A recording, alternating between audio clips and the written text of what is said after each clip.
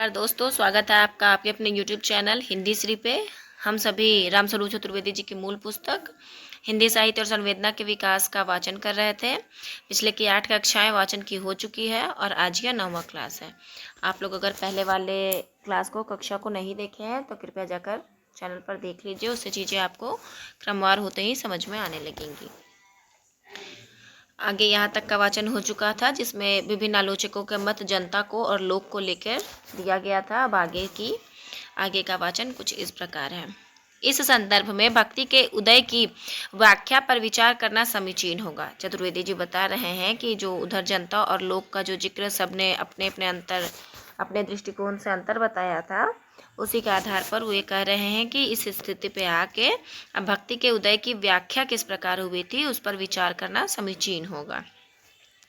रामचंद्र शुक्ल ने इस्लाम के प्रति प्रतिक्रिया को यहाँ पहला स्थान दिया। यही देखिए, यह आपका बहुत महत्वपूर्ण तथ्य आ जाता है कि रामचंद्र शुक्ल जी ने क्या किया है, इस्लाम के प्रति प्रतिक्रिया को, यानी कि जब इस्लाम आए थे और उसकी प्रतिक्रिया में हमारा भक्ति का उदय हुआ था, ऐसा रामचंद्र शुक्ल जी अपने इतिहास में माने हैं।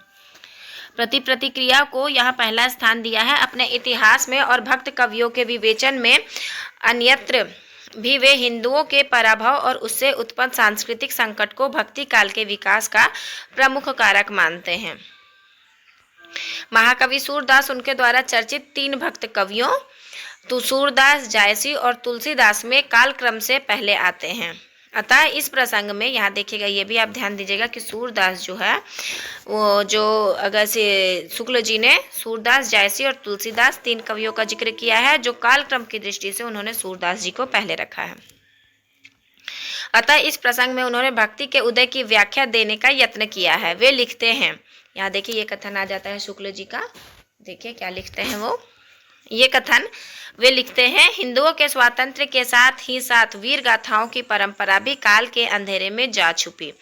यह हीन दशा के बीच वे अपने पराक्रम के गीत किस मुंह से गाते और किस कानों से सुनते।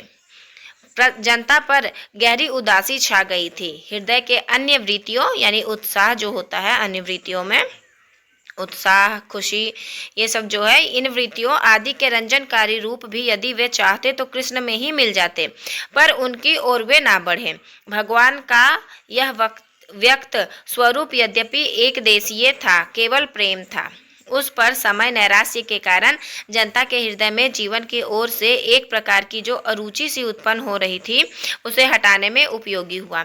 मनुष्य के सौंदर्यपूर्ण और माधुर्यपूर्ण पक्ष को दिखाकर इन कृष्णोपासक वैष्णव कवियों ने जीवन के प्रति अनुराग जगाया या कम से कम जीने की चाह बनी रहने दी। महाकवि सूरदास त्रिवेणी।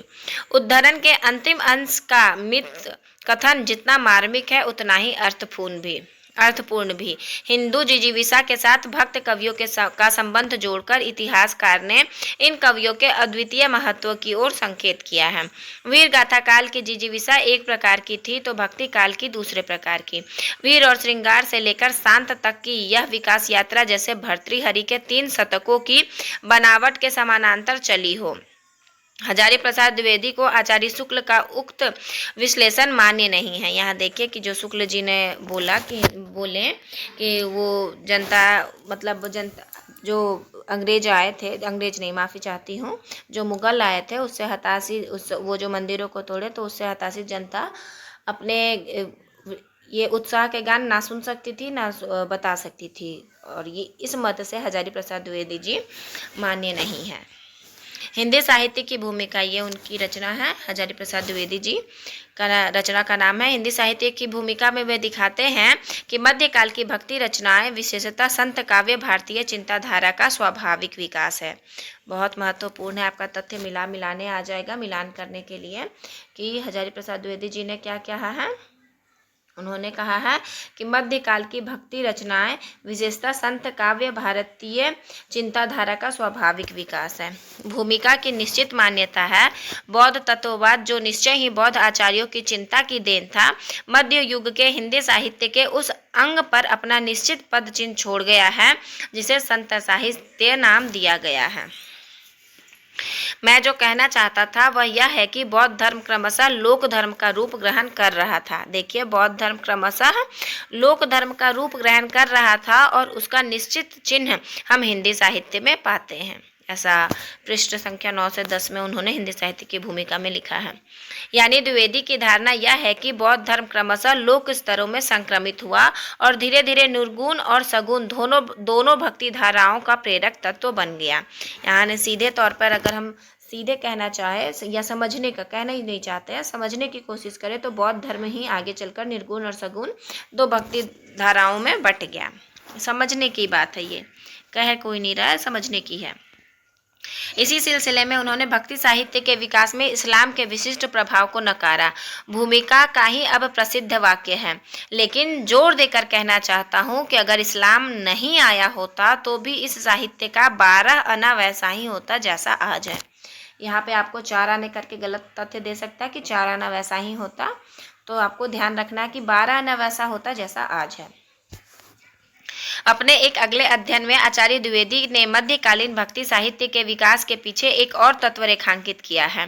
उनका मानना है कि प्राकृत अपभ्रंश के श्रृंगार प्रधान कविताओं की प्रतिक्रिया में भक्तिपरक रचनाओं को बढ़ावा मिला।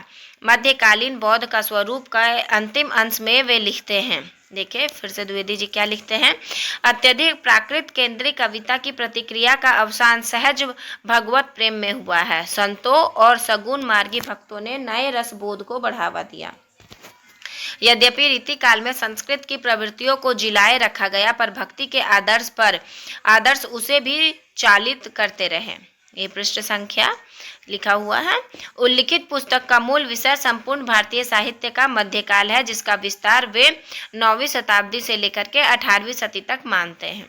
देखिए फिर से पढ़ती हूँ। उल्लिखित पुस्तक का मूल विषय संपूर्ण भारतीय साहित्य का मध्यकाल है। देखिए मध्यकाल को वो क्या मानते हैं, जिसका विस्तार वे 9वीं शताब्दी से लेकर के 18वीं सदी तक मानते हैं। इस काल में समीक्षक परिलक्षित करता है कि भारतीय चिंता विवेक के स्थान पर रूढ़ि का समर्थन करती है।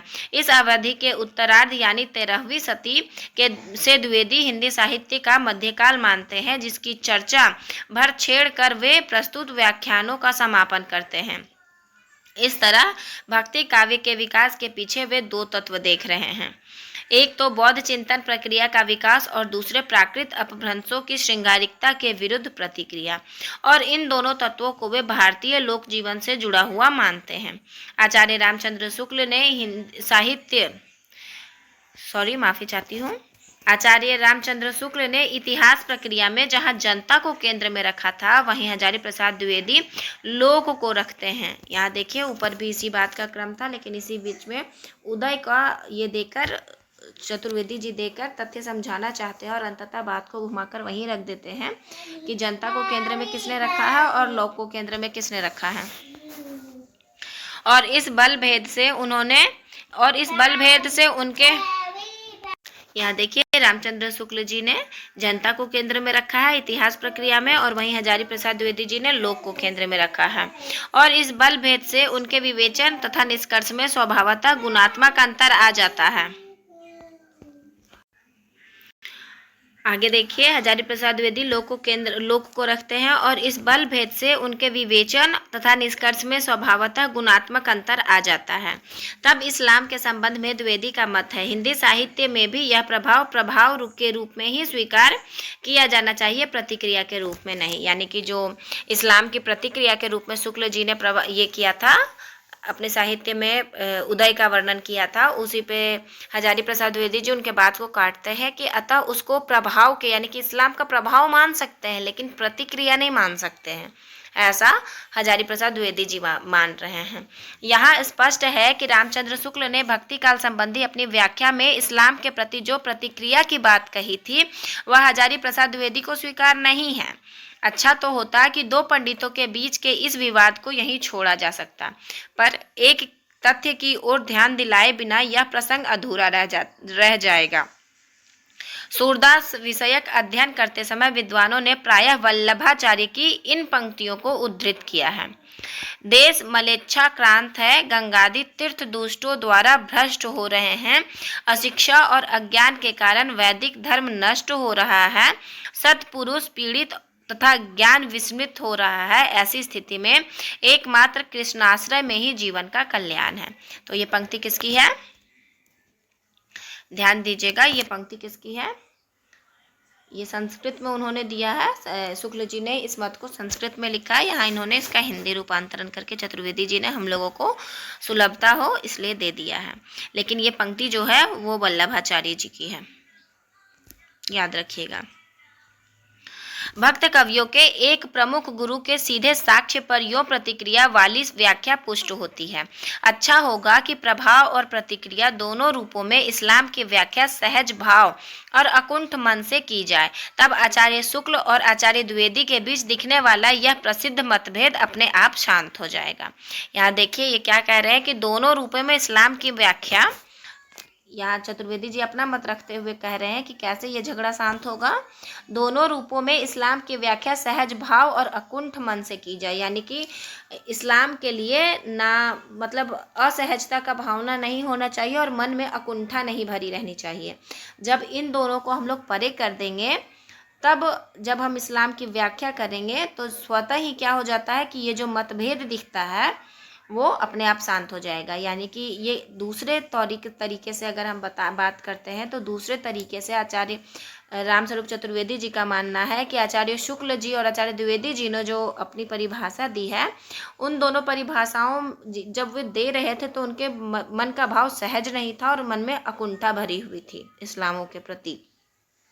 यही कारण है कि इन दोनों में मतभेद हो गया है।